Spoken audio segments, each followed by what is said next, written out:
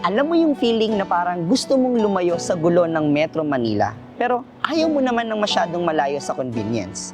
Parang gusto mo lang na may space ka, tahimik, more on greenery, pero connected ka pa rin sa city. Well, may mga ganitong lugar dito sa South na maaaring hindi mo pa nadidiscover. Kagaya na lang ngayon kung nasan ako, which is dito sa Greenfield City, Santa Rosa, Laguna.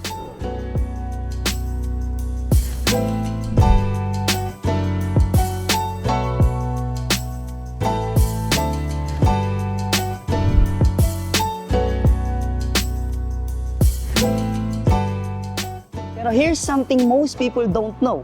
Greenfield City isn't just a master plan community. It's backed by Unilab, one of the most trusted companies here in the Philippines. And also, dito nyo rin makikita sa Greenfield City kung saan itinayo yung pinakaunang residential park dito sa bansa, which is Pramana Residential Park. Surprising, di ba? And para sa akin, nung first time ko napuntahan itong Greenfield area, isa lang tong open area na more on industrial and daanan papuntang Tagaytay. Sa mga hindi nakakaalam, ako po ay nakatira sa Binyan and doon na rin ako lumaki. So kung may imagine nyo, Binyan, Santa Rosa, and then part of Silang, yun yung dinadaanan namin. And not knowingly, na ito pala yung magiging future itsura ng Greenfield City. And ang saya lang makita kung paano mag-transform itong lugar na to to a city within a park vision nila. By the way, ito ang ating first episode sa South Luzon Master Plan series natin kung saan ipapakita ko sa inyo kung gaano ka nagbabago ang South and bakit mas pinipili ng maraming families ang manirahan dito at magkaroon ng lifestyle.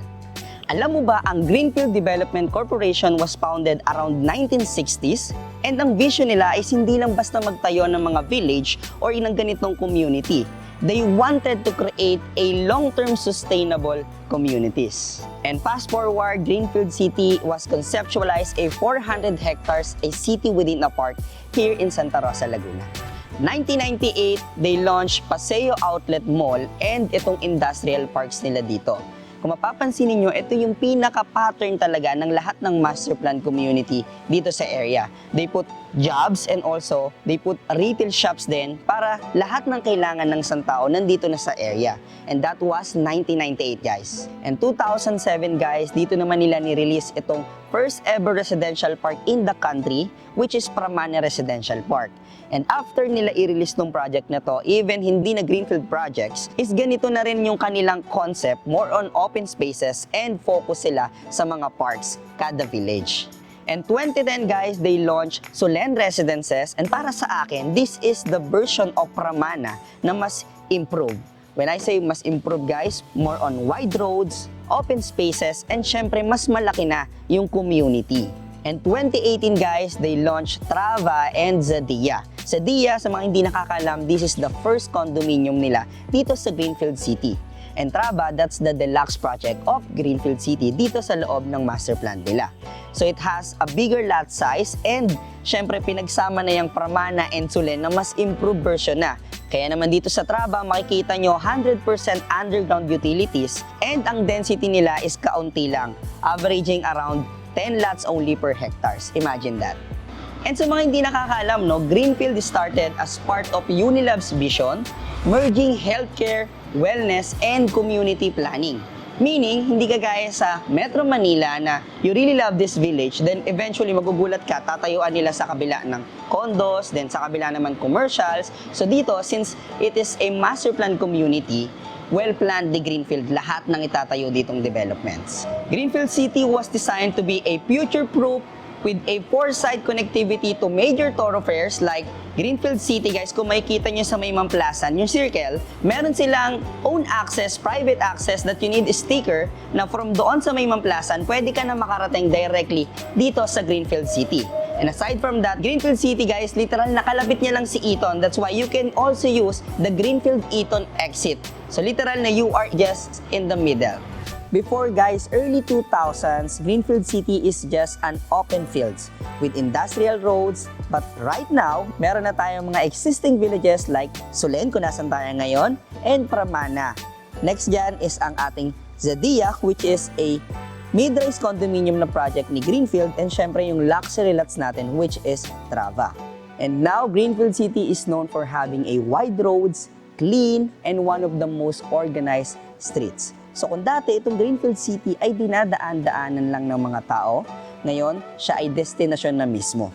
Kaya naman nung unang beses na dinala ko yung client ko dito from abroad, sabi niya, Carl, may mga ganito palang uri ng village dito sa Greenfield City. Dahil usually, dinadaanan lang talaga to from Eton papuntang Nuvali. Ang mindset is nakadirect agad sa Nuvali. Pero hindi nila alam na outside Nuvali, may mga ganitong uri pa ng village. And right now, while I'm filming this video, ganyan din yung naramdaman ko. And what's unique about Greenfield, guys, they are not just building a properties or houses, they are building the lifestyle. And Greenfield City dedicates almost 45% of its land to open spaces, open parks, and community areas. That's why we have a walkable streets, biking paths, tree-lined roads, and sa mga hindi nakakaalam, this is a mixed-use development. So meaning, your work, school, lifestyle are all in one area. Kaya naman para sa mga OFWs and Manila residents, this is more than an investment. It's a lifestyle upgrade. And now, this is for the investors. Let's talk about numbers. So before, 2007 nung nilaunch nila itong Pramana, around 8,000 only per square meter. And sabi pa nga nila, nakakuha sila ng around 7,000 pesos per square meter. Why? Because of the 20% discount, which is up till now, pero pa naman tayong 20% discount para sa mga spot cash. And ang presyo naman niya ngayon right now is averaging around 38,000 to 45,000 pesos na per square meter. So imagine, almost 375% increase in just 15 years. And next, syempre, after Pramana, because of its demand, tinayo naman nila itong Solen Residences. That's way back 2010. And the price per square meter is only 12,000 pesos per square meter. And right now, averaging around 43,000 to 49,000 pesos per square meter. And that's for pre-selling lots pa. And last, syempre, itong kanilang deluxe project, which is Trava. Nilaunch nila ito noong 2018, price range around 20 to 25,000 only per square meter.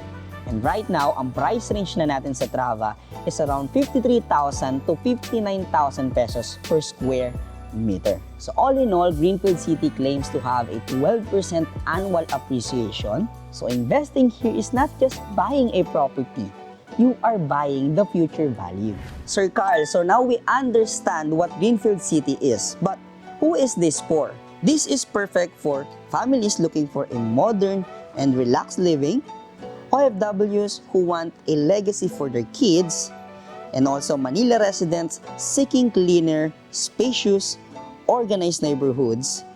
And para naman sa mga investors who is looking for a premium, future-proof properties. So kung gusto mo ng peace, luxury, and may growth all in one place, eto na yon. And this is what to expect naman, guys, para sa mga nag-aabang kung ano nga ba yung magiging itsura ng Greenfield City 5 to 10 years from now. So Greenfield City will continue to expand their commercial hubs, open spaces, and syempre mas improve na roads and connectivity para sa mga residents natin dito. So investing here isn't just buying another property. You are investing to the future version of South Luzon living. So that's Greenfield City, a city within a park with history, lifestyle, and future growth all in one place. And if you want to experience Greenfield City in person, pwede ko kayong tulungan, pwede ko kayong i-assist. All you need to do is contact us on the numbers flashed on the screen. It is 639-6960-20739. Again, it is 639-6920-739. It has a Viber, WhatsApp, and iMessage para sa ating mga kababayan abroad. And if you want to know about Solen Residences, then you can click this video. Nandiyan yung mga available lots natin. And if you want to know about Zadia, their condominium projects here in Greenfield City, then click this video. And if nagustuhan mo yung mga ganitong uri ng content, all you need to do is click the subscribe button para lagi kang updated sa mga i-release natin na video. Especially dito sa ating series kung saan i-feature natin lahat ng master plan dito sa South. And that's it, guys. Thank you guys for watching and see you on my next one.